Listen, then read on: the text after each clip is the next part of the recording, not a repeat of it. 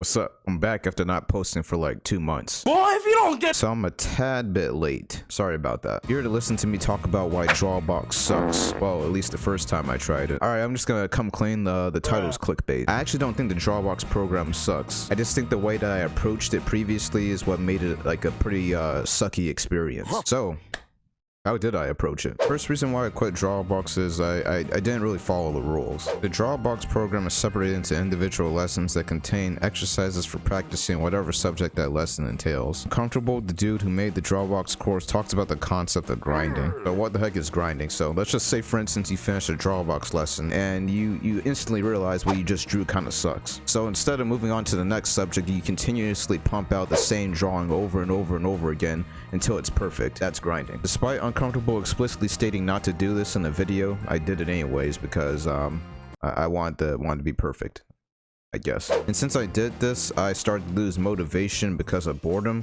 Boredom that stemmed from just doing the same thing 1,000 times over and ending up with the same or even worse results. And that just dominoed into burnout, which is never good. It could lead to things like you know, not posting anything for like 2 months.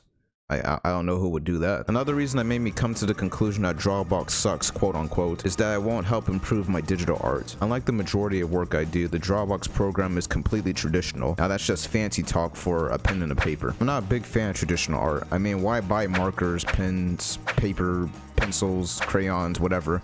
Why would you buy all that stuff? I have a perfectly good drawing tablet back there, and once I'm done with my stuff, I can just easily post it on MySpace. I mean, I got an Android, I can't just take pictures of sketchbooks, so the quality is gonna be 8-bit. Despite my own opinions about traditional art, what I didn't realize at the time is that drawing is drawing, and no matter which medium I decide to use, it's gonna translate to my digital work. For example, I think the Drawabox program helped me be more deliberate with my line making, since I'm forced to just use a pen, and I'm just drawing in a sketchbook, and you know, sketchbooks don't come with Control-Z. So there's that. Reason number 3, I didn't stick with it. After quitting the Drawabox program like a couple of months ago, I started looking at a few images online of people's work before they started the program and after they finished it. Their improvement just looks astonishing. After looking at other people's improvement, I finally realized what Drawabox actually is.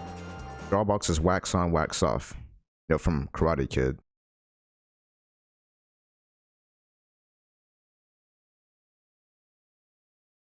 Let me explain. The exercises included in the program can be tedious, boring, and sometimes frustrating. But if you seen Karate Kid and you know about wax on, wax off, then you know it's only a matter of time before you go from that to crane kicking kids in the face. By the way, I don't advise that you crane kick kids in the face. It's just an analogy. Don't do it. Like, especially if you're an adult, you'll go to jail. So when I had this realization, I began to ponder. Maybe that could have been me if I decided to stick with the course and push through the frustration. What if Drawabox wasn't a seemingly useless collection of exercises? What if it actually had the potential to take my skills to incredible new heights? All this has led me to this decision. I'm gonna start Drawabox again. You what? And I'm actually gonna follow the rules this time around. I'm gonna pace myself rather than, you know, killing myself like I did before. You know, spending hours upon hours doing the same thing over and over again, rather than just moving on to the next thing. So yeah, wish me luck. Alright, that's it. The video's over. But were you expecting like a typical YouTuber outro? You know, like, subscribe, all that jazz? Well, I'm done with that. That's not me anymore. Like and subscribe.